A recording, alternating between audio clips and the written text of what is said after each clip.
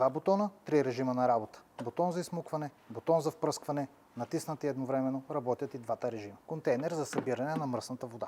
В този контейнер се наливат сместа от чиста вода и препарат за пране.